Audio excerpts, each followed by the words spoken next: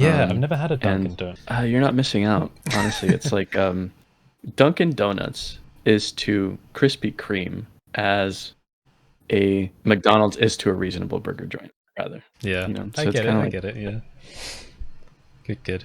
Oh, I have like lots of good memories of Krispy Kreme because there's this massive shopping center near where we live called Blue Water, and there's a lovely Krispy Kreme right outside the cinema they have there, and they would always let people queue up. And if you queued up, they would give you free donuts. Like they would come down the line and just hand them out to you as they were making them. And they had like the exposed donut making machine, so you could watch them being made, and yeah, it was all a lot of good fun. back in the day before. Oh yeah.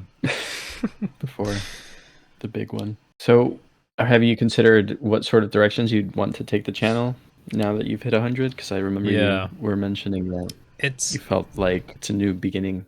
It's been really weird, to be honest. I don't know how to articulate it. So somewhat recently, I was trying to make content easier to make, and I thought, okay, well, that's going to be the future. Put the webcam on, sit in the corner of something, and just show people how to make cool things. But then this week, the beginning of this week, I don't even know why I thought it. I was like, okay, let's just try and be a bit more funny. I think I was frustrated because we were getting so close to 100k, and like the sub growth had died. And I was like, oh, I don't want to like just waddle over it at the slowest possible pace because it just won't feel satisfying whatsoever. It'll be like, yeah, we got it, but it just doesn't feel like an achievement. Mark. Yeah, because it would have taken so much effort. So I don't know why, and I've always had this weird idea. I don't know if I believe in fate. Like I kind of feel like if fate is a thing, all the things that I can't remember deciding on are fate, because there's been like some key points in life where I don't know why I made a decision, but like that's like been an important point. And I feel like the beginning of the week was probably one of those. It was like, be funny, just be funny in the next video, and just see what happens. Immediately, the number 1 ranked video. And I was like, well, I've had my face on the thumbnail. I also thought, okay, just put your face on the thumbnail, just do it. And I've done that before, and it hasn't done well. And I think I've been funny in certain videos, and it hasn't done well. But just the way it came together this time, it was like, okay, pretty good. That's probably a one-off. We'll be okay with it. So I thought, okay, be funny in the next video. Do the same thing again. That one was number 1 ranked. I've like all the last ranked videos, and I was like, okay, is this like a sign? Is this what I've got to do now? So yeah, and then suddenly the sub growth shot up, and I was thinking about it more and more and more. I was like, wait, hold on, why haven't I been funny before? Because like I know I can do it, and I thought, okay, well, maybe I've always thought maybe it's a bit too cringy for videos. Maybe people won't like it, or maybe it's not appropriate, and the audience won't like it. But we know that's not true because look at CG Matroney and Hubert and all of that. And it's like, yeah, maybe bots are not programmed yet to be funny. Yeah, I've had a firmware update. Yeah, oh, good. Well, because all the things that we've been talking about, like over the last months, like how do you unify like all of these interests in a way that makes it more accessible to the wider audience? And I've been saying to myself there thinking, oh, well, how do I do that? Or how are we ever going to, maybe I'll just pick projects and we'll do like the storytelling technique and all that. And I thought, no, it's effing obvious.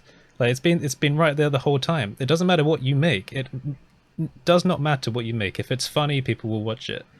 So I was like, oh my god, that's the key. So I'll just be funny all the time from now on. So yeah, we've now moved over the mark, not at a snail's pace. In fact, we're like 100 and something over now. So yeah, nice. I'm happy about That's it. Amazing. So I'm presuming we're talking about your new sub count with your new style of videos. I really like them. I think it brings out a personality, to coin a phrase of some of the comments, it can be if you're going through things very methodically, you can come across as a robot, as it were. Yeah. But yeah, your new style is definitely you. That's the thing. Yeah, we were just talking before you turned up about how like this week has been. It's like a year's worth of revelations condensed into like 5 days, I guess, so far, and it's been just really weird, and I haven't quite sorted it all out in my head yet. But yeah, I mean, I guess I'll be continuing to do that, and. Yeah, like the success of it has also been just weirdly across the board as well. Like Blender developers have started watching the videos. That's never happened before. Like nice. I made one joke about I hope no Blender developers are watching, and then I got one messaging me saying, yeah, I did see it. And then on this one, the one I just put out today about the asset browser, I put it up on Reddit, and like just a force of habit now, no one finds it on Reddit, because when you put a link on Reddit, Yeah. it doesn't go anywhere. If you put a lovely picture on Reddit, that does okay, but a link doesn't do anything. And Sibrin, like, you know, one of the core developers, left a nice message on the Reddit thread saying, "Oh, really cool video, love the intro. By the way, I'm working on the asset browser." And I was like, "Oh my god, wait, what's going on?" Suddenly everyone loves it. So yeah, I don't know. It's been a really weird week, but it's been good. Oh, wow. That's great. Yeah, I pulled it up here while we were chatting. Cycles X is a huge step forward. He's at 24K at the moment of recording. And the ones previous were, it's not like they weren't underperforming or not performing well, right? It's like 4,000, 8,000, 10,000 views, but that's like a massive, yeah, you know, a little spike. And I think the other one that I can't remember, maybe it was a 3.0 release date, or yeah, that was the one at the moment, but the third last one I put out. Yeah, that was the first one with the new style of comedy, the Blender 3.0. There was one release date one. There was one where you said something. Yeah, I think it might have been that one where you said something like, you know, if you're still listening now, thanks for listening, or whatever, the rantings. And I just remember going over that one and kind of feeling like it was a little bit, as Michael pointed out, a little bit more you. Like, it just feels more like actually talking to you, as opposed to this very sort of measured version of it. I feel like the editing is much sharper as well. Yeah. Did you make a conscious switch on, right, I'm going to really be sharp with that one sentence into another, and the little head of you spinning to different areas? That was brilliant. Well, like, okay, so I was actually speaking to someone in my community earlier about this. I was like, over the last few months, I've been asking myself, would I watch my own videos? And the answer is no.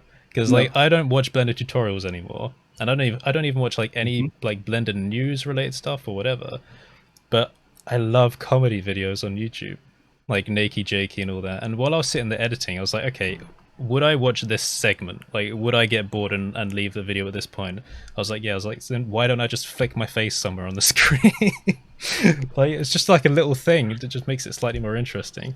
And then I was like, okay, maybe just throw some stock footage in. Sorry, go on, Arturo. I was just gonna say, I love that at the beginning of us talking about this, you said your exact words, I think, were, "Well, I was just thinking of a way to make the editing easier, or making videos easier." And I'm here just thinking about today's video where you just are flying all over the screen. I'm like, okay, easier. Yeah, well, that's easier to do, but not more, you know, technically. No, definitely one of the workarounds, because I mean, I did record when we started the conversation, but yeah, that's like one of the weird revelation things again. Like, before this week, it was all about making stuff as streamlined as possible so we can output content. Having my face in the corner, it's easy to edit. But now, these are objectively much harder to edit, but they're worth it. But also, they're more enjoyable in a certain way. Not all of it. Like, what I've noticed now is, for these last few videos, I'll make notes of like gags and like comedic bits that I want to put in. And I will edit those now non-linearly. So like, I will put in the funny parts first, because they're the ones I actually want to edit, and then I'll do all the boring bits in between afterwards. So nice.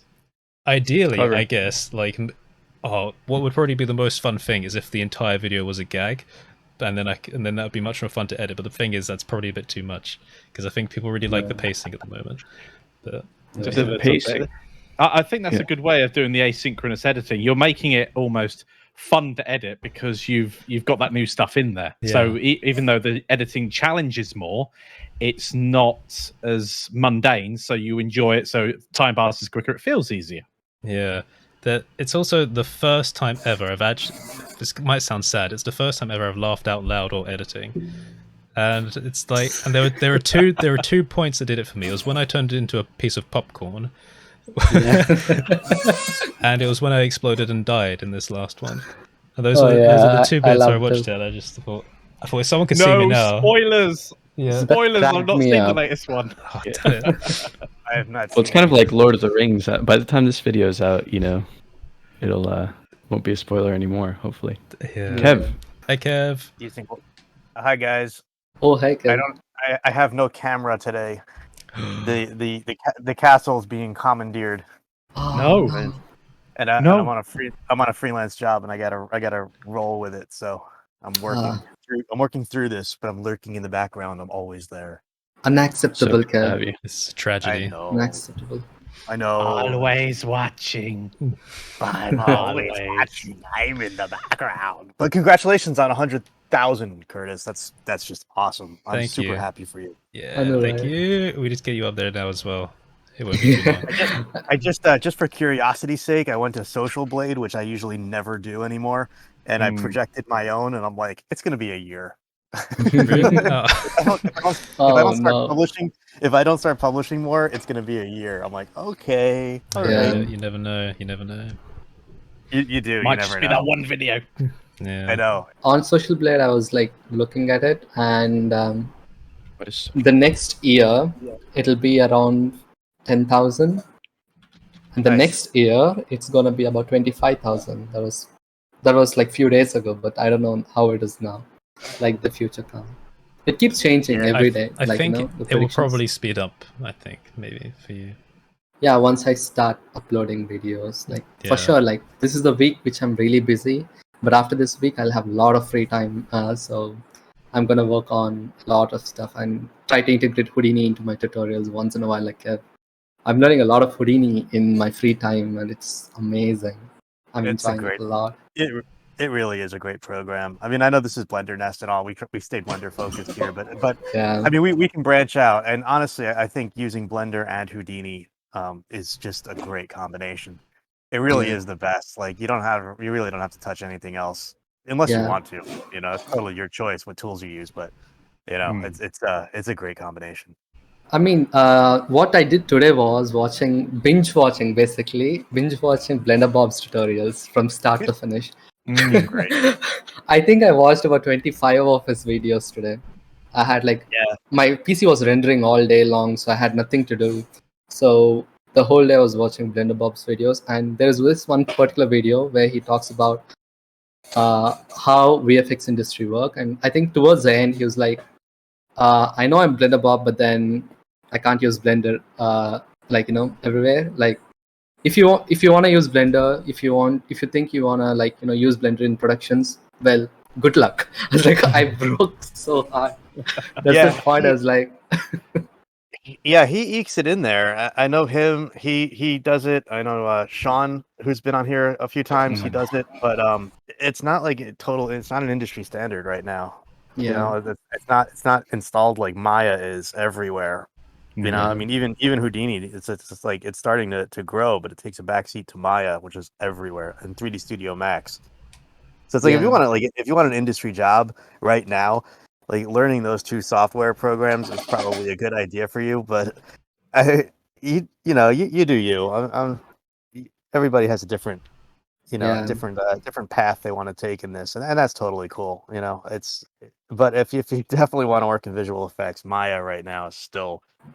Yeah. It's everywhere. If you've got a good portfolio, whether it's VFX, hard surface modeling, whatever it happens to be, your portfolio is what's going to count first. If you're if you versus you and the other you had experience in what the software they were looking for, they're going to pick the person who has the software skills as well as the artistic skills. Whereas if you're heads and shoulders above the rest of their candidates in terms of your portfolio, they'll just pick you up because retraining you in a new bit of software is going to take a couple of months, but you'll be there very quickly. Yeah, and a lot of places too have their own. They have their own software. Some of the bigger houses have their own software for specific things. Yeah. So like if you're animating, I know there's Pixar I think has Marionette. So if you're gonna have to learn that anyway as an animator. So you can animate in anything as long as your character animation skills are really good. You know. Yeah. I mean, one thing is like. That's where you're going. Doesn't matter which tool you basically use, like your portfolio should be the one that should reflect your skills. So, I mean, ILM doesn't really mind if you use Blender or whatever to model.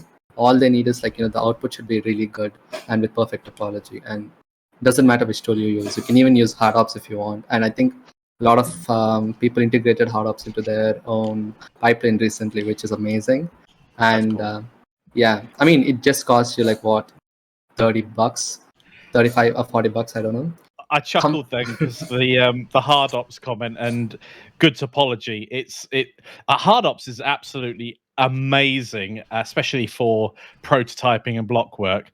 But if the place you're going is expecting good topology, don't leave it as Boolean cuts everywhere. You're going to have to re-topologize it at some point. I mean, these things doesn't really matter if you're into visual effects, like, when you have to like just mascot stuff and everything, like just to project on top, then it's fine. But if you like, but then learn topology. It's even good for games as well if you want to go into the gaming industry. And one main thing if you want to get into the VFX industry is like photorealism. There is no other way.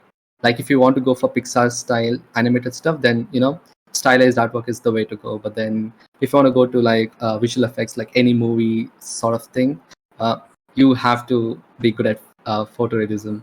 And again, quoting BlenderBob, what he said, he was like, if you look at what you did, if you think it's photorealistic, then put it on your portfolio. If not, then don't show it to anyone. So I was like, yes, that's actually a pretty good idea. Don't show it to anyone. Like the people who you are getting hired by. That's what I mean. So don't show it to them. But then build your portfolio. Spend months on one piece. Make it as good as possible. Then put it. It's 100% worth it. It's just going to improve your skills.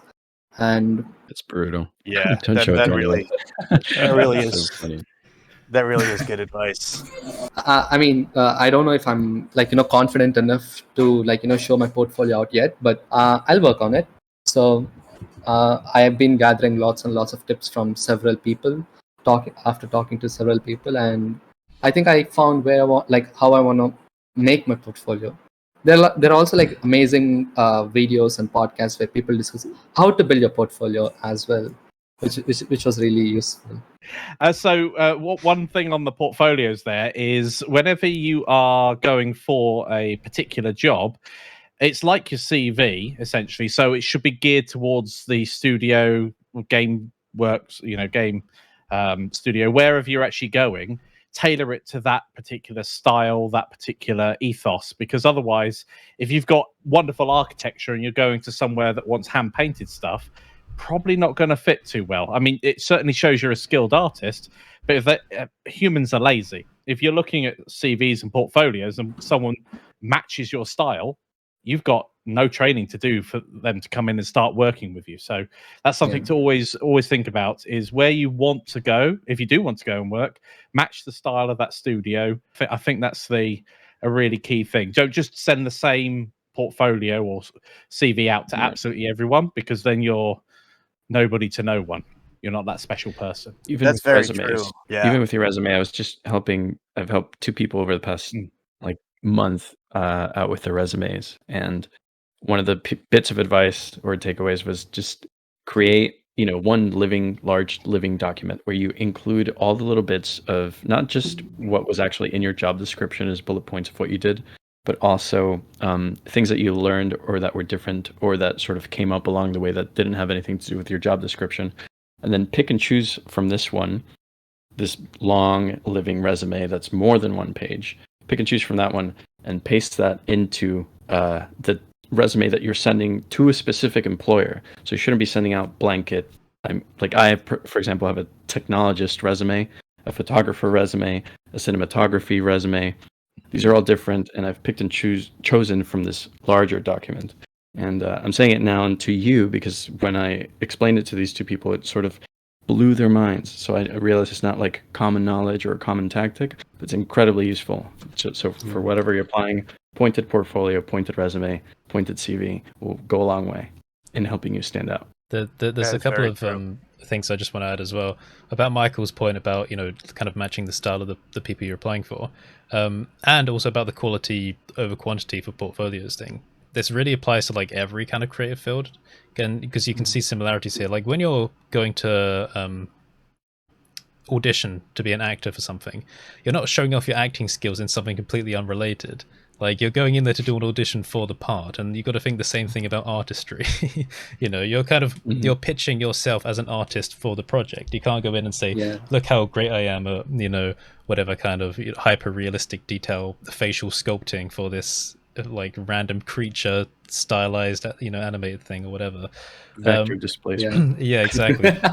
And the other thing about quality over quantity for portfolios, like, you know, if you've got something that's not really up to scratch, then don't take the risk of showing it to anyone, or, you know, like, or less is more if it's high quality. I've been watching a lot of MasterChef recently, because like I never watched that show, and it's a really good one. It's, you know, one of those cooking ones, people compete and then they, you know, like a champion comes out.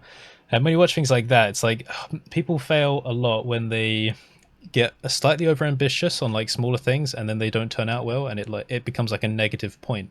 So a lot of the time, simple is good if you can do the simple well, because then that's more impressive, and if you can present it well, then that's fine. If you do something like really well and then you just add a little bit on the side but it's not very good, and it's a bit of a letdown, then that just ruins the entire palette, you know. So you got to focus on the high quality elements, especially if you're, you know, going for, even if it's just like one or two things. Like one really good portfolio piece is, you know, so much better than like a few meh portfolio pieces. So I sat in a few weeks ago on SIGGRAPH, and I sat in a whole presentation and panel discussion on just this topic we're talking about on you know, recruitment, and these topics that we're discussing all came up, and that was basically the law of the land. Was, you know, you tailor your stuff, only show your best work, and tailor it to exactly specifically the job that you are applying to. And I can say this from experience too. Like I've been on the hiring end quite a few times already in my career, and we have people who send in reels, and it has nothing to do with anything that we do. And I mean, we do, you know, basically lots of engineering visualization stuff. It's very photorealistic with a marketing slant to, you know, help sell or keep, you know, billion-dollar programs sold. And if I can't even tell you some of the stuff we had, like, I mean, adult content on a reel came in. And like, do you understand where you're applying? I mean, we're all sitting there going, yeah, it's kind of funny, but what are you doing? And it's like another, you know, 15 years ago or so, I interviewed with the World of Warcraft team from Blizzard, and they were really, really cool. And they had told me I didn't have any gaming stuff on my reel at the time. You know, with the level of stuff that they were doing, I had no, like, you know, goblins and orcs and whatever for, you know, World of Warcraft, or even environmental stuff that was stylized in that style. And they flat out told me, they're like, your reel is awesome. Like, you should apply to all these commercial houses. But you know, if we saw, you know, if we saw this caliber with the stuff we do, we'd hire you. And I was like, oh, darn. Darn. That would have been like a 40-mile one-way commute to Irvine every day from where I was living. So I was like, yeah, probably for the best. But, you know, they were really cool. I know, they're super nice guys. And I was like, yeah, it would have been cool to work with them. But it's great that they told you that as well. I've overheard from friends, family, getting no feedback back on why you weren't hired can be so soul-crushing and devastating. And sometimes companies or organizations or groups, or even just like people one-to-one, will say or hide behind, well, you know, it's that I couldn't, you know, I don't want to disclose the information of why you weren't selected, so that there's no kind of repercussion on their end of biases. You know, somebody who's like disgruntled, not employed, saying, oh, they didn't employ me because this, that, or the other, but still just being able to get that bit of actionable feedback. Hey, you know, if we'd seen more stuff like this on your reel, then we would have considered it. Or, hey, if we hadn't seen this on your reel, this adult content, then maybe we would have considered that. That's really useful. So if you go and apply at these places, consider asking them for feedback if you don't get in. Even online, because it doesn't hurt to ask. And if the worst thing that could happen is that they say no. But, you know, visual effects companies are notorious for that too. Like, they won't get back to you. Like, they're so busy, and they're so swamped, and they get thousands of reels. Yeah, you're probably one of 100,000. And yeah, I mean, it's just you can't expect them to get back to you, and that's frustrating too. I mean, Curtis can talk to that too. Curtis, you know, you've mentioned on numbers of these podcasts already that you were going through a time where you were sending your reel to every company in London, and you weren't hearing back at all. And you know, that did come up at the SIGGRAPH talk, and it was like, guys, we get thousands. Like, we can't. We could never physically spend the time to get back to everybody and let you know why you didn't get the job. It's just it's just the nature of the beast, I guess. I'm gonna find a shirt quickly, because I found something. I was clearing out my wardrobe, and then I found a shirt, and I was like, why do I have that? So hold on once. It's gonna be a weird delay. I'm sorry. Okay, but didn't he say that he's gonna wear a unicorn thing when he reached 100K? So, Yeah, that's for his That's video though. well remembered. Yeah. So hang on. Why do I have Industrial Light and Magic in What? my wardrobe? Yeah. ILM. And then, so I was thinking, wait, like I didn't work for them. I didn't go there. I didn't do anything. Where the hell did this come from?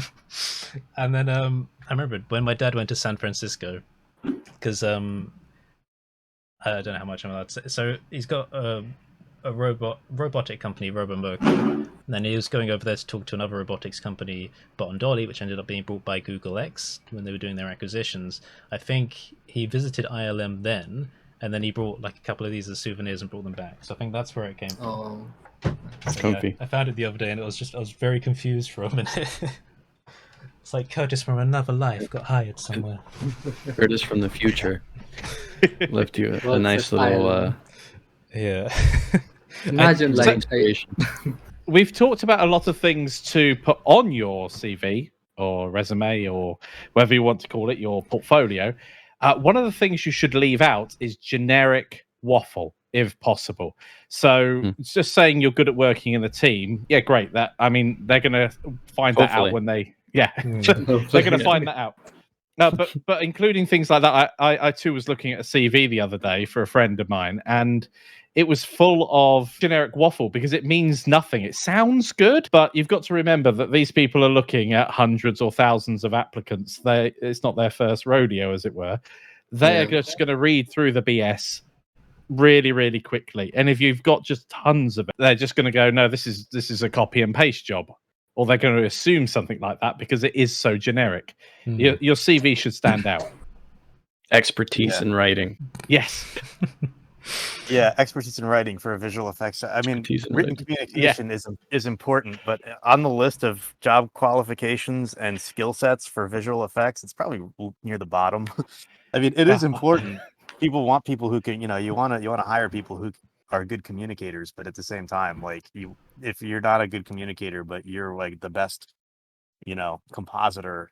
Yeah, if I had an editor that didn't have good communication skills but got the job done, I wouldn't really care. I genuinely wouldn't. If they're getting the job done, they're getting the job done. That's what happens when you get hired. Yeah, unless your job is social relations, it doesn't really. Exactly. It's like if you're getting hired to write press releases, if you're going for public relations, then the written communication is paramount. But if not, you could probably leave that skill set off. Sorry, this is completely random thought, but like one of the things I did think when applying for jobs that would be fun to do is like community management. And I always thought, like you can't get into a job like that because it's going to require some everyone's going to go for it because it just sounds like fun and easy and But now I'm thinking, wait, hold on, 100K. If I needed to get a job now, that's probably a really good criteria for community management now. So yeah, cool. Sorry, I'm just thinking about alternatives if stuff goes wrong. Writing a CV in my head right now as we're speaking. Yeah, I want someone in the comments to leave a fake resume of someone with all the how did you describe them, Michael? Useless waffle or Mr. Waffle, Mr. Waffle. Yeah, just make a resume for Mr. Waffle, leave it in the comments below, and add all the dumb, silly things that you can think of. Love to read them. Yeah, that'd be awesome. Stuff like can adapt to different tasks. It's like just meaningless things. Like, well, you're a human being. I'm a human. A baby can adapt to different tasks. Everyone loves me. Yeah. I look great in a mirror. Yeah, there you go. Reflects in mirrors. Reflects in mirrors. AKA not a vampire. True. Able to withstand the full moon. Yeah. I love this. Really obscure stuff. I promise you I'm not a werewolf. Yeah. We do, including some useless waffle like that that's also funny, might land you the job, so... That's true. It may. Sometimes it does. Your sense of humor. Oh, okay. Sorry, I'm having a look at a list of these because I love them. Hard worker. Was it a Bill Gates quote that he would hire the lazy person 9 times out of 10 because they always find the most efficient way of doing things? So. Yes. When people write on their CV that they think outside the box, like, okay, what does that mean? Also, I'm an excellent communicator. again, just kind of generic. I'm a responsible person. Like, well, yeah, I should. Do you know what think outside the box means to me? It means that you don't follow company policy. Yeah, you don't want a creative accountant. Yeah, there was another Bill Gates quote, I think. I don't know if it's Bill Gates or like Steve Jobs. He said, like, I don't hire people who writes amazing code in, like, a large time, but then who uses Stack Overflow but gives you, like, who searches Stack Overflow faster. I'll give them the job. Because it makes sense, because you just need to solve errors. That's all you do, right? I mean, Stack Overflow is like the compendium of coding knowledge, right? So whoever's faster at that can implement those changes. Till today, I think I found every single coding problem I ever coded in my life on Stack Overflow for sure. Yeah. Like, I should just dig in a little bit, but then it's there for sure. That was 2 years ago, though. I don't condone this. I don't condone this at all, but just based on my previous work experience, like, so many people post their entire bits of homework on Stack Overflow, which is just it's terrible. They're doing a better job of getting rid of these now, but it's like you can find anything over there. And there's like English Overflow, I think it's called, and there might even be a Blender one, Blender Stack Exchange. Yeah. So it's a really useful tool. If you don't know about it, now you do. But don't cheat on your homework. I found, actually, on that point, someone in my Discord server did ask us to help on their homework once, and I was like, no, I'm sorry, I'm not going to let that happen. You got to do that yourself. Another thing not to put on your CV, because I have actually seen this before on like other people's stuff. Stop saying that you're proficient in Microsoft Word and Excel and like other things like that. I mean, literally everyone is. If anything, it just makes you look dumb. Like if that's like such a spectacular thing for you that you've put on your CV, then it's not gonna show up well. I'm an expert at MS Paint. Yeah. Lightweight. The quickly on the subject, on the CV subject, again, another thing to think about is duplication, because this is something I encountered quite a bit when going over some of these resumes, was just things like excellent communicator, and then later on in a different jobs descriptions of the roles or of the duties carried out in that job, it would say something that was basically, a synonym for excellent communicator, like perfect talker or something. And just don't do that. You just save yourself the line and use some more words. Don't give, proficient and blah, blah, blah. Just there's other better ways of saying things. Also, Microsoft Word and Excel will get you nowhere. Right now, the impressive things would be like not even can code. Honestly, it's beyond that. It's machine learning now. Machine learning, yeah. No. It's all about Google Docs. Yeah, come on, nowadays. Yeah, Google Docs. Google Docs. Yes. Also, one thing that I do quite like about websites and the modern day internet and all that for CVs is that if the recruiter wants to find more about you and what you can do, then they can look you up if they want. You don't need to like condense it all into like your pitch. It's like if I was applying now, I'm so easy to find. Like someone can have a look at my YouTube channel and the art station and all that. Arrowverse. Yeah, they could. Yeah. Mr. Curtis Hall. Yeah. Did you take over him? No. Touche. Yeah. Oh, damn. I haven't taken over it. I don't think so. I haven't taken over the Curtis Holt company either. Now, what's really frustrating is they're actually based nearby where I live. So actually, that might be a good thing, because if someone's searching, if someone's searching for me, then they'll probably get like misdirected to the company instead. So maybe that's a good thing. Yeah, not anytime soon, because you're gonna move out. Shh. yeah. I already told the YouTube channel anyway. You already told everyone. Yeah. No, it's even on your channel, right? Yeah. Come on, dude. So it's on that note, it's been cool to see some of the renders of the way that you're blocking out your room and your space. I didn't get to tell you this or write it in the comments because I was kind of listening towards to the tail end of the video while on a bike ride. But yeah, I would definitely love to see the process of you putting together this room in 3D and then making it a reality. Like, who wouldn't want to see that? If you want to see that, cool. No. I'd love to do that. So cool. Yeah. Sorry, it might take like a year to do, I think, or maybe because we're the way it's happening now is like all the mortgage is being approved and stuff. There's just like a few things waiting, and we'll need to redo the entire interior of the house. So like we've been like drawing out kind of plans of what we want to do, knocking out certain walls and stuff, and my sole responsibility is the garage. So we're gonna redo some of the garage interior, put some I-beams in and stuff like that, and then I'll be able to like start doing it. But I'm gonna need to be part of the design process a bit earlier on than that, because when it comes to the builders redoing the whole house, it's going to be all done in one go, provided that everything goes ahead. I'll need to be able to say where I need like plug sockets and stuff, and maybe even like area for like an Ethernet port to kind of come through. But yeah, for the design stuff, and for people that don't know, I've shown like little slight like really basic blockouts in our private server. Right now I'm just trying to figure out where I want spaces to be laid out and where I want to be able to see different spaces from other spaces. So I've kind of designed it in a way where if I'm sitting down somewhere, I can look around and see every other workspace. So for some people it might be a bit weird, but that's kind of how I want it. And I've kind of color-coded areas of lighting, so where there's my digital workspace, my physical, and my kind of computer workspace, it's all kind of blue lighting, and then there's an admin space which doubles up as a kind of bar with like a little kind of TV area, with a kind of outstretched area where I can have my Surface and just like message people, and that's what I call the admin space. So that's where where Michael is right now. Yeah, that's where Michael will live. So I really like it because it's like it feels more homey there, and it's kind of this L shape that kind of cuts into the room, and I can just how I imagine is I can sit there on like a kind of swivel chair with a Surface, look around at every other workspace, and I imagine be reminded of like tasks and what I'm doing, and then message people from there. So I'm kind of thinking of like the psychology of how I want to think and feel when I'm in the room. So I guess I'll keep working on that, and I'll probably need to explain that to people in a comedic way. It's really challenging to know how you're going to feel about a room before you're physically in the room. I mean, I've moved around in here a few times. I was supposed to be on the desk behind. By the way, that is the admin area behind. Yeah. So I can spin around. Yeah. Well, you two suggestions. Yeah.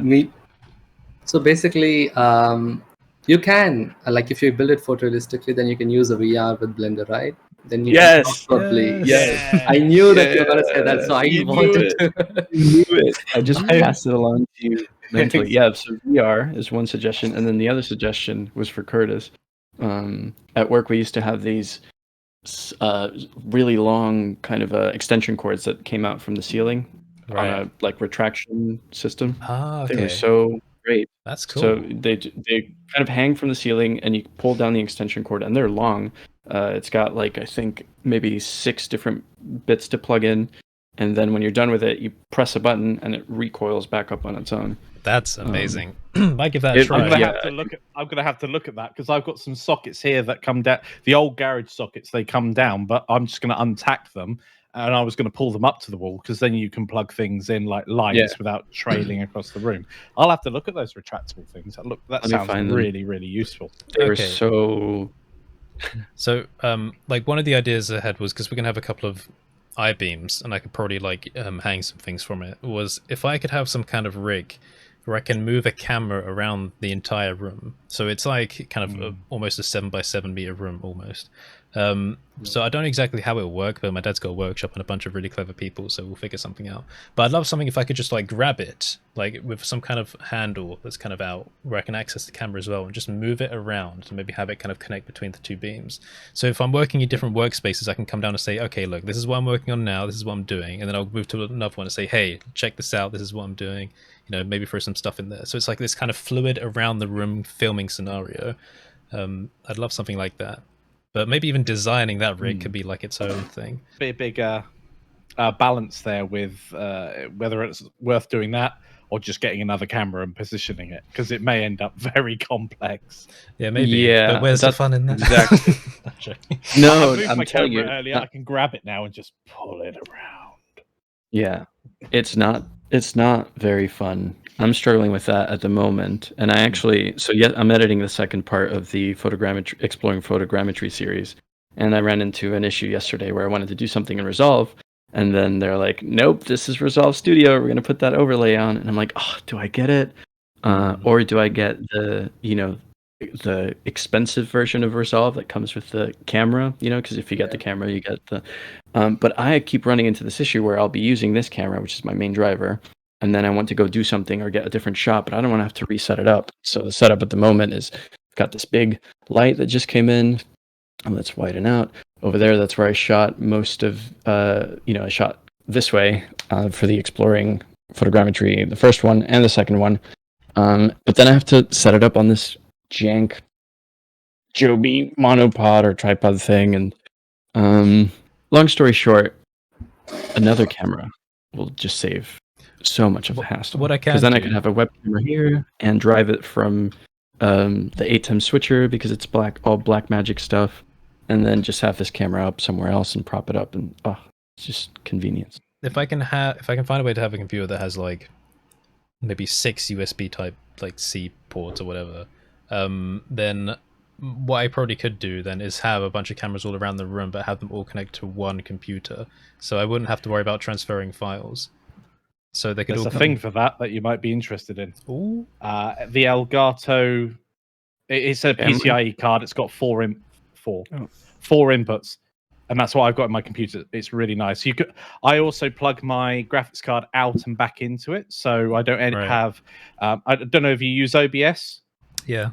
So sometimes it doesn't capture your cursor properly, or something just doesn't work. Yeah. Well, if you take your HDMI out and just mirror another monitor to it, then you end up basically with a direct capture. What you're seeing on your screen is exactly what will be recorded, and I find that really, really useful. All right, cool. Because if I can have like all the footage that I record from like any one of those workspaces go into just one folder structure, so I don't have to move files, because it's one of the things that I found out early on, which is that if I have to move files from one place to another, I won't make a video, because it's just like that single step is just too much. It sounds bizarre, doesn't it? But getting at the SD card used to be a real pain in the butt. Ooh. And then I'd forget to put it back in or something ridiculous. Or pressing the record button changes the position of the camera.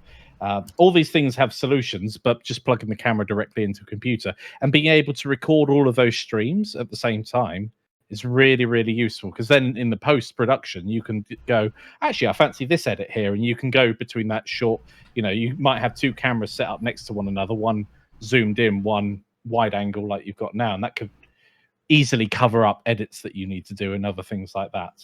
I haven't got a second camera yet, but it's on my list. As Arturo was saying, mine's bolted there. If I go and move it, I'm not going to be recording for the rest of the day, even though I want to take it with me to go take some.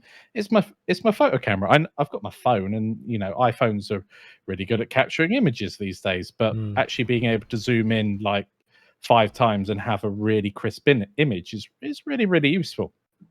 Yeah, and I don't normally really like to throw hardware solutions or money at the problem and find other ways to go around it. Like I got this $20 USB video card essentially, so it's like the Elgato Cam Link, but it was $20. It's a USB solution, right? Yeah.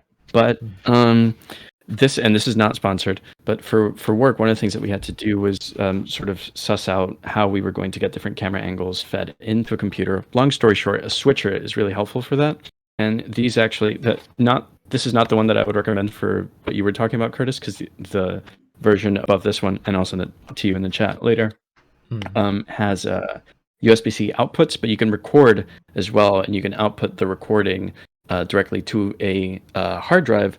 That takes USB-C, like one of these. Right. So you could have this connected to your computer, the switcher, and then have the different camera angles here and cut to it. It records the multicam recording to one of these, and it records the cuts as well. So then all you have to do is bring all the sequences and all the data into Resolve or something, and then just set it up. So it saves you so much time.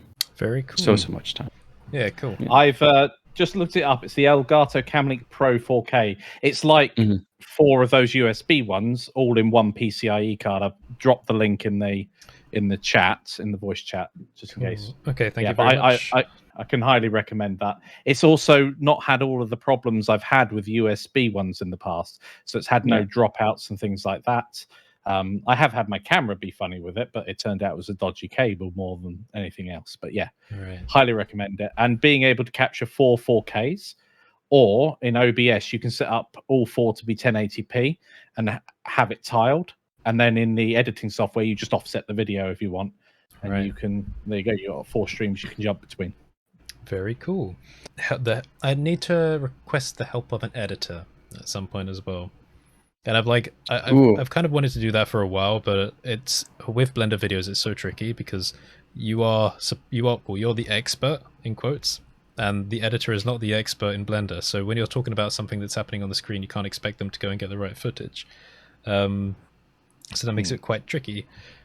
But I'm thinking with the kind of slightly comedic videos now, like I could probably trim everything down, say, okay, this is where I want stock stuff, and this is where I want like a bit of comedy thing, and I will fill in the rest of like the technical gaps. Give that to someone to do like their kind of half of the editing, and then I'll finish off like the technical half. That might kind of help out. I don't know if I have the funds to completely hire someone yet, but we'll see.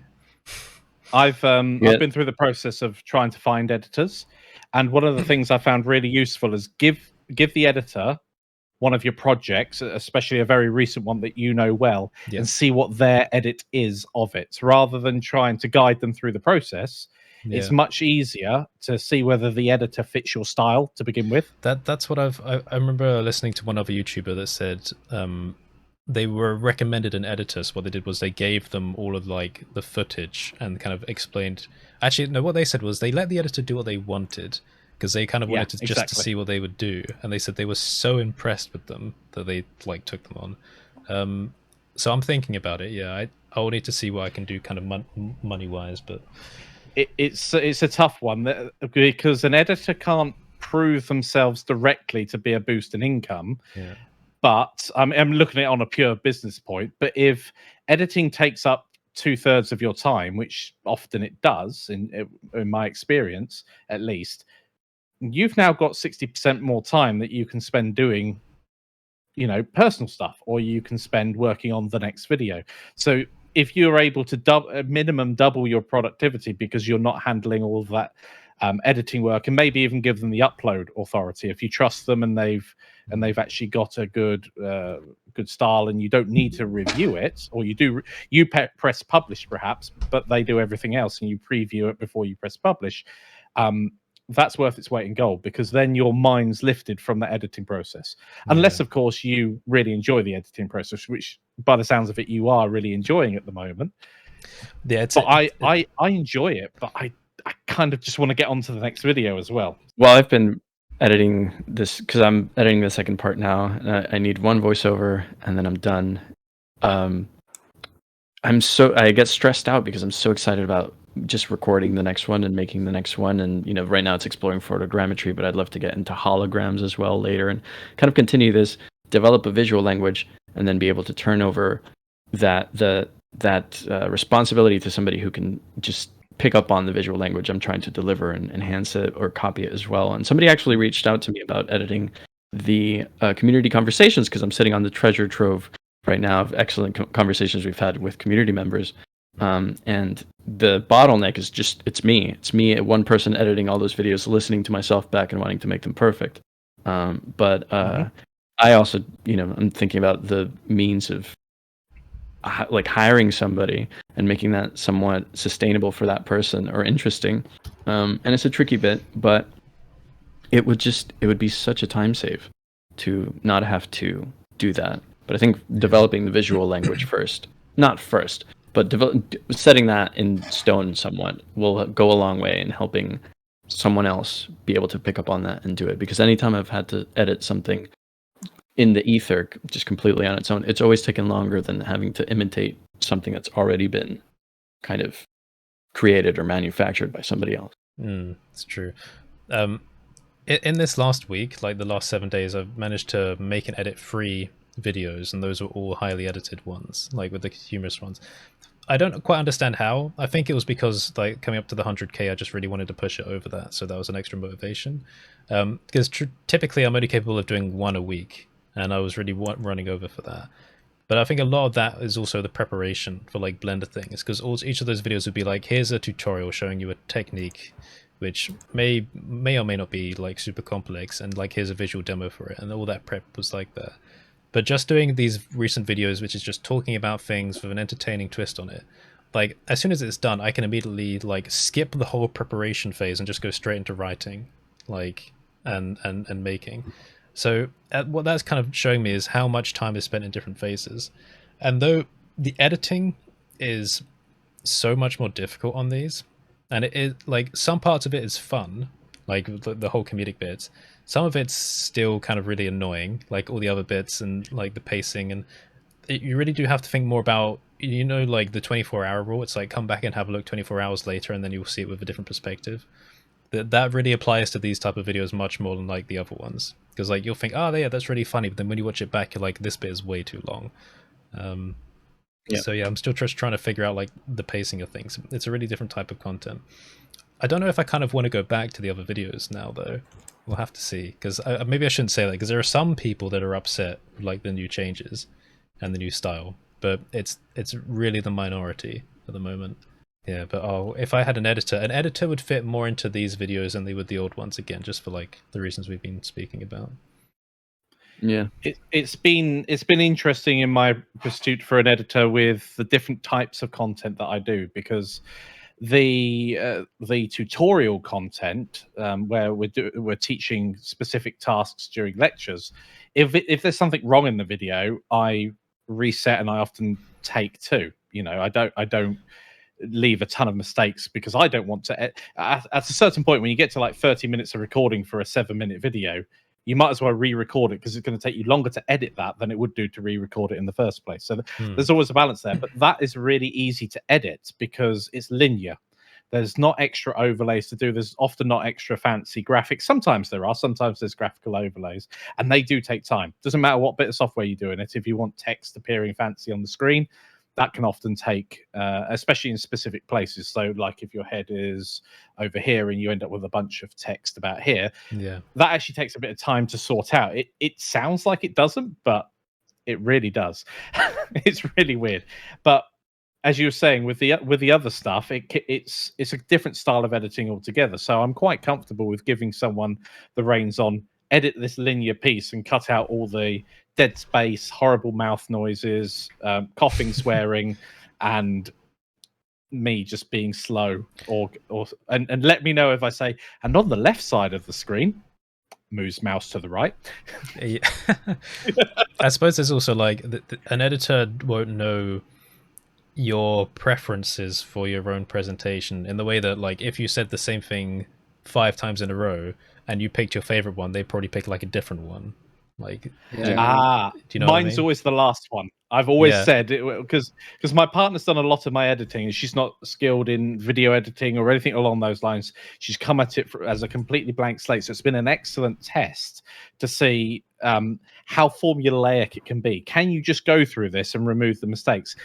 And I at first I was like, yeah, okay, you're taking 3 times longer than I would to do it, but I know how to do it. I know the content, because she has to listen through a mistake and work out, oh, that was a mistake, because she's often edited the mistake and I would jump through. But it turns out that it is possible for someone who doesn't know the content to actually edit it really well.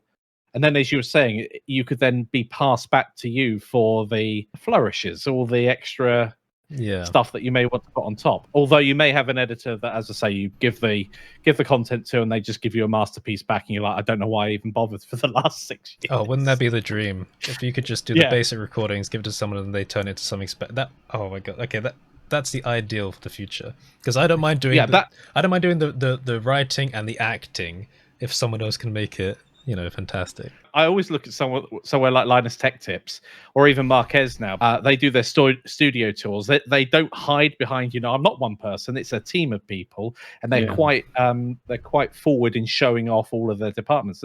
It becomes quite apparent, you know. They all have, both Linus and Marquez both have really deep roots into the project. They're not just handed a script. They're heavily involved in that entire process.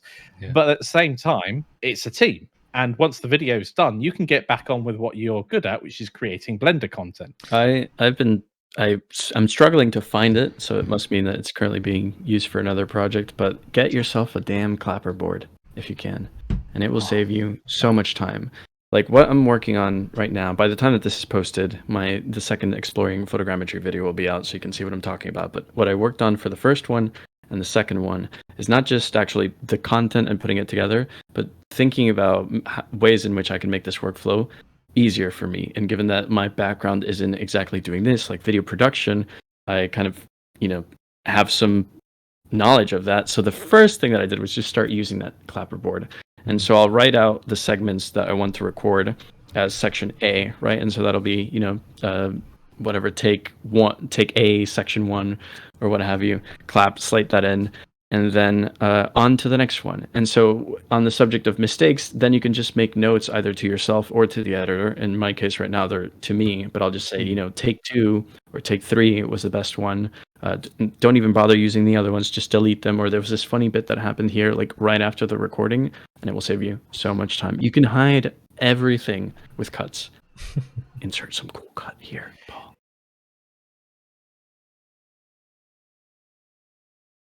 So you use a clapboard. I use my Stream Deck with a small 2-second sine wave, because then it's really apparent because it's full volume on the. Yep. I had to mute it because it was quite painful. Boop. So do you use it for synchronization between clips as well, or just the? Yeah.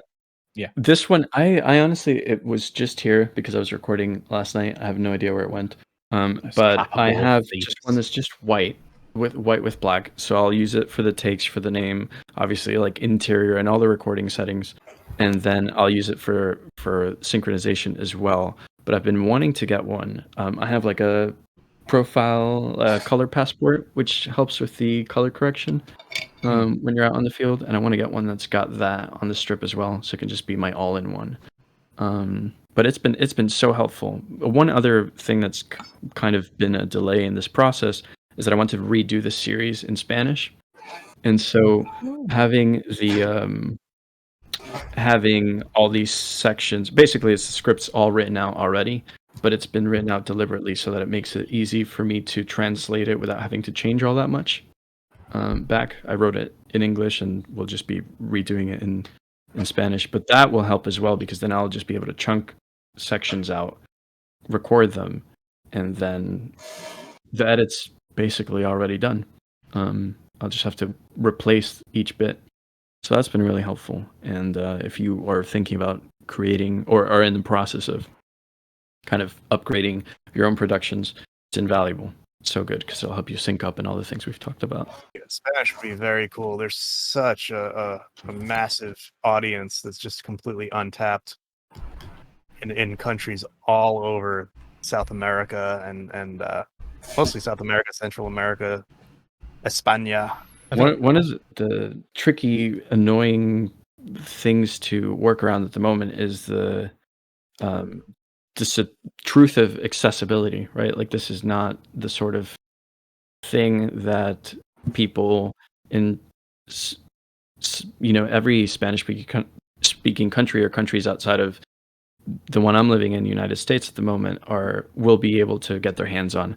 And that's been apparent already by the iPhone versus Android debate. A lot of people have been commenting. Some of them have deleted their comments. This one person wrote this really rage-fueled comment this morning, or about 12 hours ago. You've been so much more helpful if you added to the thumbnail that this is iPhone only. And the long story short is that the workflow is not iPhone only, and the whole bit of the series is to try to explain my explorations through this process in a way that's accessible and that people can emulate using whatever tools they'd like to use. I even provide links and talk about different tools that people can use if they don't want to use proprietary tools or tools that aren't free or open source or whatever.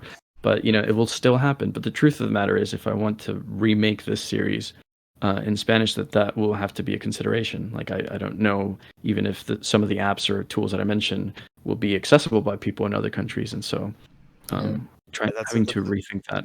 Yeah, that's a good point. Very good point, because it's tough being, United States or European centric, and realizing that there's this, the whole other world out there, the rest of the planet. And we take for granted that we have these tools and all this stuff. And some of this stuff, just by regulation alone, doesn't make it into other countries. There's all these tariffs and rules and all these things across borders. And so yeah, that's going to be a bit of an exercise for you. But yeah, I mean, more power to you. I don't know what it's like in the States, but in the UK, just simple things like my broadband, I pay a fixed monthly amount. I get what they call unlimited. They'll probably pull it at some point with the amount of bandwidth I use, but it is unlimited. I don't need to worry about going over a specific quota. And that's something that, I actually understand when someone asks, I go to somewhere, can I download your videos? I genuinely understand their need. The answer is still going to be no, because I can't update you with the videos if I've made a mistake and all that lot. As you're saying, it can be very taxing on the brain to think that other people are in a completely different situation. Yeah. And it's not just a small change, it's dramatically different. So I'm having a hard time right now deciding what the balance will be there, right? Because, for example, like DaVinci Resolve, great tool to use, but a lot of my experience before using DaVinci was with Premiere Pro and the Adobe Suite, and I know my way around Adobe like nobody's business, but it's not cheap. So where do you all draw the line? Yeah, I have an observation. I will invoke the mighty Daniel Krafft, who shows up once in a while, and has just like lit a fire. And here's a good question, a rhetorical question for you all. Do you think that his videos would be less effective if he were using Maya? No. No, No. I don't think so. Not at all. Because he doesn't do Blender. Well, he has done Blender specific content, but when like he's remodeling a Minecraft character, I know that's a few things on there. It wouldn't have mattered when he was making his Mr. Beast trophy for his 50 million subscribers. Yeah, that wouldn't matter. I mean, all of the tools he used were highly inaccessible to everybody, apart from the software he used. I know one guy with a CNC mill. That's it. One person. I know a guy who knows a guy with a CNC mill. But you know what? I think it comes down to content. And if you're not, you're not an Arturo. I mean, this speaks pretty much directly to you. I don't think it matters, because your content is good. You're teaching. You're not teaching. You're showing what's possible with in certain genres with technique, right? I don't think it matters. I mean, anybody who's interested in what you're doing, as long as it's entertaining enough, they're going to watch it. Like Daniel picks up half the internet because everyone loves Minecraft, and like the other half loves Legos. So and then like a third of it loves desktop icons, and he just hit that vein, and it's like he hit the Comstock load, and he's exploring Minecraft. It's my next series. Seriously, his grandson is going to be like William Randolph Hearst. Like he's just setting up his lineage for life here, and it's like he just hit that vein, right? So it doesn't matter that he's using Blender or not. Like I don't think his audience really cares if it's Blender or if it's Maya or if it's Houdini or whatever. I think they care about the fact he's entertaining and he's making stuff that they're interested in, which is like Minecraft and Legos and doing this funny stuff, right? I'm pretty sure I don't think it would matter if he used. I don't even think it would matter if he used some proprietary tool that nobody has access to. I think people are just watching it because it's entertaining. Nice. Yeah, I'm pretty sure like he dragged a lot of people who don't know 3D into 3D softwares as well, who really wanted to make games and stuff. But who the Ian effect, absolutely. Yeah, probably I'm pretty sure like he at least dragged a minimum of 100 people in this though. Million, Also, Arthur, coming to your point, like using tools and stuff, I always consider you as an R&D person because you do some research and development and then showcase what you do to people. The same thing with, let's say, when it came to NFT stuff, you had the best answers for everything. And when it came to like Unreal and stuff, you and Ellie were working on it for a while.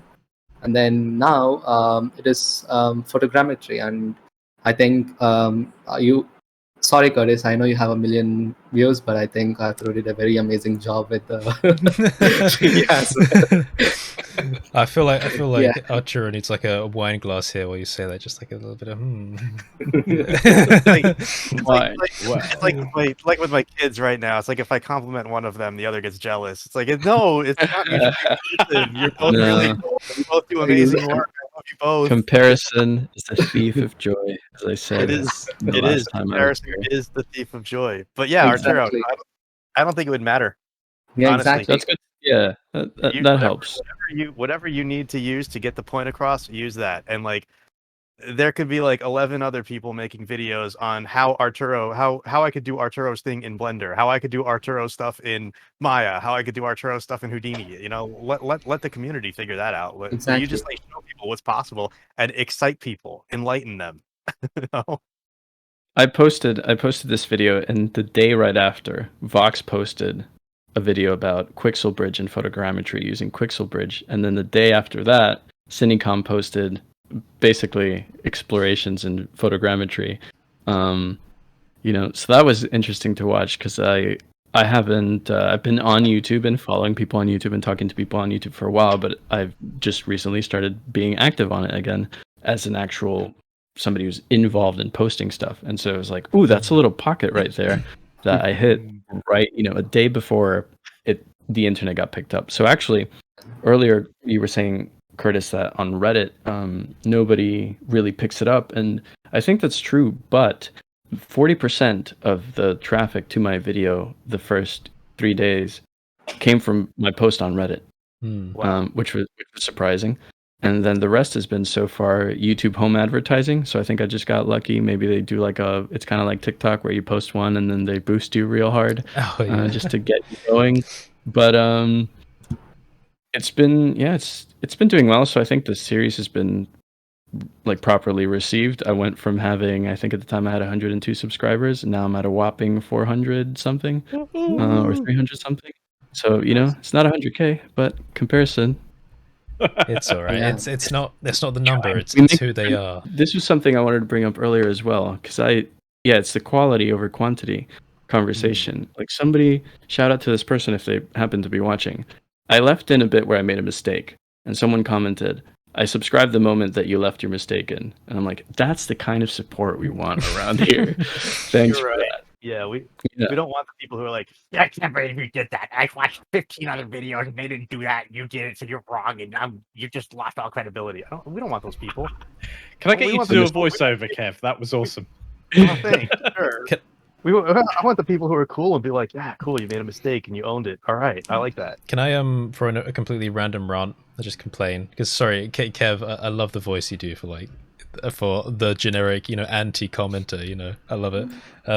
But I got an email from someone who sent me a message they sent me a direct email. So this would have been like a normal comment. It was only like 2 lines. It was like, "You speak too fast in your videos. For us non-Americans, it's difficult to understand. Take care to change it next time." And they said, I'm French, so like I can't. Take care to change it next time. Thanks. And I was like, American. Yeah, I was so. Usually I just delete the email. No, actually I don't delete any emails for like records. I put it into a folder that I call decline.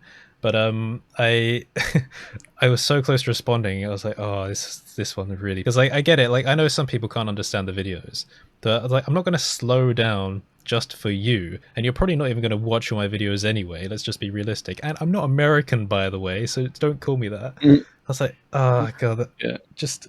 Some video has a 0.75 speed if you really need it to be slower. And it has subtitles, by the way. You have a really good pace, though. You don't talk really fast and rush through things. Yeah. You're quite methodical and well-paced, so that shouldn't be an issue. That was one of the emails. I was like, some people are so entitled, man. There's one thing that pees me off. It's when people send me emails as if I'm working for them in a company. Like that. Yes. Because oh my god, I prize my freedom more than anything else. And sometimes I get most people that are like, yeah, so we kind of need you to do this. And I'm like, hold on, haven't said anything, don't know who you are, didn't agree to anything. Off. Like don't talk to me like I'm working for you, okay? That's not happening. I hate that so much. It's like my main pet peeve. I'm unsubscribing because, you know, it's like you basically like I have to earn their you know, whatever. I'm like, dude, who are you? A and B, so, like I've go through my comments. Like I have thousands of people. So. It's a funny request though. Can you just make a quick video on? I'm like, I'll find a few. Can I order some spare hours off of Amazon? They deliver everything else. Arturo, go. I was gonna say that I saw one of those comments that Kev was talking about today. The unsub somebody, I can't remember what channel and don't want to give them a plug, but they're doing a giveaway, and in one of the comments, someone's like, "This is only for US, unsubbed," and then a bunch of other people were just like too long of a video for a giveaway, unsubbed, and I'm like, oh, that's rough. And I got a message on Instagram, so I posted videos pretty much everywhere, but the whole video is posted only on YouTube, and I got a message on Instagram from somebody, random account. It looked like it had just been made, which was obviously a troll, and it was like, here's a tip, your video explanation was good, but it was a little bit too slow, so you could speed it up next time, save us some time. And I thought the same thing that you just said, Mike, of like, well, you said 0.75, but I'm like, I sound great at 2x speed. And if I'm going slow, it's for a reason. Like, I don't know about you all, but I kind of, so far I've been doing all the cuts. And anytime I've made a video where I'm like talking head or anything, or voiceovers, I do it to the music. Like, the music is the part that takes the damn longest. And yeah, the music for this one was a little bit louder. I was trying to use the Resolve, like, automatic, ducking stuff. It didn't work out. But it's all to the music. So there's pacing. I think the pacing's fine. But if you don't like the pace of a video, I've got a perfect extension for you.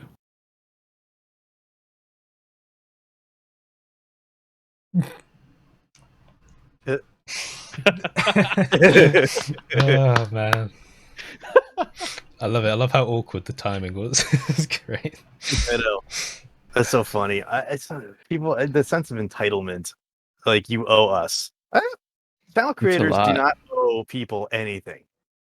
Dude, I posted one. Okay, so I posted one video, and I got, like, I didn't get hate, but I got comments that are like not the sort of comments I leave on videos online. If I don't like a video, I just stop watching it. That's it. Close the tab. Yeah. Maybe I say, if I really don't like the video, or it's been recommended to me and I don't watch it, but I know I don't want to see it, I just hit don't recommend channel. I don't leave like a nasty comment. So I put guy, it's just like, this should be a meme format. Someone please make this a meme format. Guy post one video on YouTube, gets ripped apart. Meanwhile, I'm sitting here like thinking, all these people that I chat with like on Sundays have so many more eyes on their stuff all the time. The comments are just long as hell. I'm just here to add to Curtis's hate comments videos at this point. Yeah. Oh my god, that hate comment video.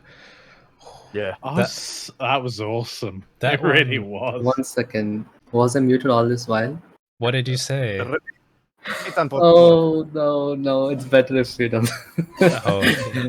I was just saying, like, did he get stuck or something? Oh, that maybe it was better that we didn't hear that because it kind of added to like the silence. Well, but it was a play on extension, like Chrome extension, but also extension and a perfect extension of pacing because it took a while for me to say something and then I didn't say anything and I made it uncomfortable. That's right. I was gonna say about that hate comment video. Obviously, Archer, do you want to let you do it? Oh, no. Okay. Sorry, there's like a cue for like the bit. That video got me like the most hate out of all of them, obviously, and I feel like part of it was because people felt like they got called out, which you did. Come on, and but like one of the points I made on that video, which is the main reason why I don't really like mind hate as much anymore, is that it's all engagement. Like, you're literally helping us to get the video recommended by leaving mean comments. Doesn't mean I'm going to ignore them or be okay with them all the time. But there was one person on there that I think I remember telling this on the podcast. They left a comment, and I knew it was unorganically or inorganically upvoted, because as a creator, you know how long it takes for like comments to get upvotes. If you're always watching the feed, you can tell what happens. This one appeared immediately and had 12 upvotes immediately. I was like, that many people have not watched the video in that time. Like, I can tell you that right now. I can have a look.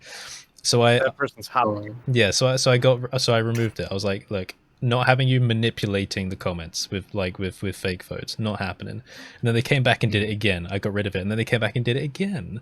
But every time they left a comment saying, "Oh, I can see you're removing it," etc. And then they went over to my Twitter and then left something saying, "Look, he's insecure. He's removing my comments from the video." I was like, "Nah, Like, no, because you're manipulating the votes. And so we had like other people come along, and then we basically proved that he was manipulating the votes in the threads. And he was like, "Yes, so what if I'm manipulating the votes?" And we're like, "You can admit it." So that I showed him, but he didn't care. He didn't care that he admitted to it. So I showed him like the terms that where YouTube's like, we don't like manipulated likes and stuff. And he was like, see, well, he says it doesn't say anything about upvotes. I said it does. Likes. Come on, that's what it is. They don't like you manipulating the data on their website. But he wouldn't let it go. So I just blocked him. Yeah. And I was like, oh my god, that was a funny. But like, it was the point where he admitted to manipulating the votes. He was like, yeah, so what? Like, loads of people, I do all the time. I was like, there's no. I have a block list. Yeah, I got a block list like 80 deep or 100 deep on YouTube. Wow. Now. I just like if somebody just says something really dumb, I'm just like, that's it. I don't want you in my orbit. I don't care. Yeah. Yeah. Oh wow! I think I only blocked the bots. So yeah, no hate comments yet. I'm so thankful. Oh, yeah, I did. Good. I finally got a crypto bot one. One of them. On the second to last, the Cycles X video. It came in, it said basically about, oh, by the way, I think you should invest in crypto, and it immediately had like a couple of upvotes, and I was like, okay, again, this is manipulated, not having it. I did see that comment, yeah. Yeah, so I reported that one. But I was like, well, that's interesting. I've never actually had like a proper crypto one come along. We're probably going to get some in this video now. Yeah. You just hit user from channel. Done. They can show up again, but whatever. Done. I mean, people what do they get in return, dude? They don't get anything in return, right? Yeah, it's like you need a thicker skin. You're on YouTube. I'm like, I don't need a thicker skin. I just need you the hell out of my orbit. So bye bye. You need to not be a dick. Successful. I don't care. Like I'm fine with what I'm doing. Like I don't need you to I don't need you in my orbit. Bye bye. And I can back it up by saying, like, look at my comments. Look how many people I help for free. I don't get paid for helping people. I troubleshoot people. I help people troubleshoot stuff all the time. Yeah. And whatever. Like, I don't care. You want to be a jerk? Bye bye. On my last video, there was one joke I made near the end. Actually, there's two things I want to say. First of all, about the crypto thing. The first crypto joke I made in that video, I actually cut out a bit just after it, because I thought it messed up with the pacing, where I said, "Oh, I hope I don't get assassinated by the crypto bots for that one," and then I moved on. But I took that bit out because I thought it would have been funny if I just left it on like a full stop. But the second thing is, there's a joke at the end where I say Blender hasn't it took 25 years for Blender to add an asset browser, and the year is really subjective.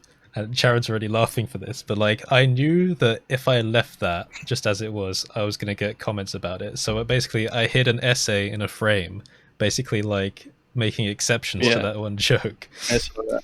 And I kind of want to read it out.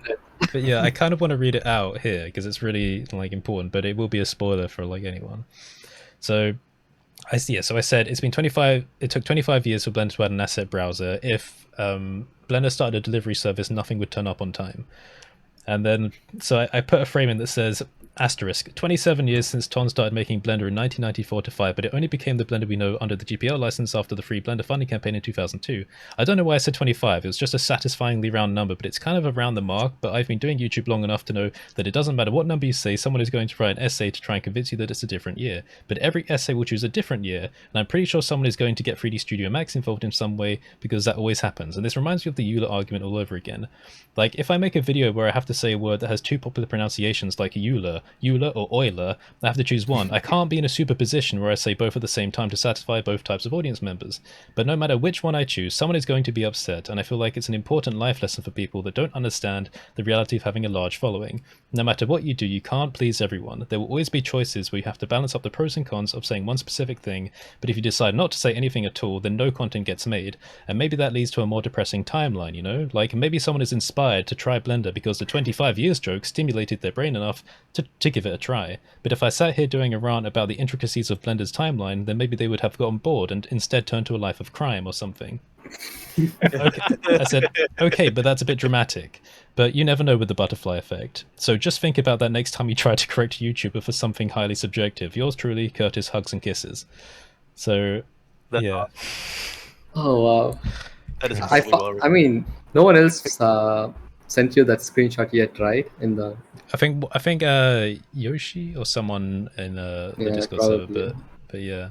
I mean, it was like a very fast flick. Okay, it was just one frame, I think, for sure. Like it was stopping a YouTube video on mobile is so annoying.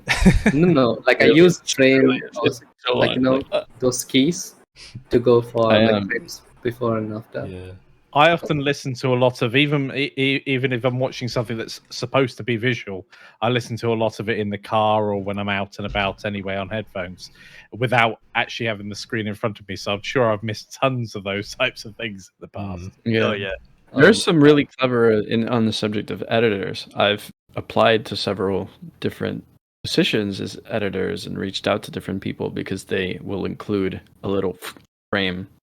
And if you stop on it, it's like, hey, if you caught this, reach out at this email or whatever. I'm looking for an editor. I like that. So, nice. Watch my videos carefully.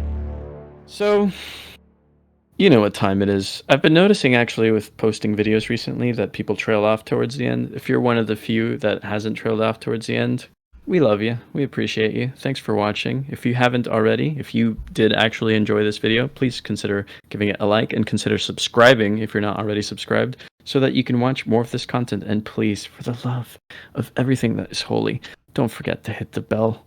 Don't forget it, because then you won't get notifications when we drop another video.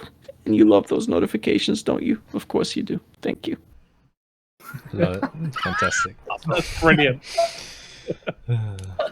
Oh wow, that was amazing. Thank you very much. Love that. So I'm going to end it now. Goodbye, everyone.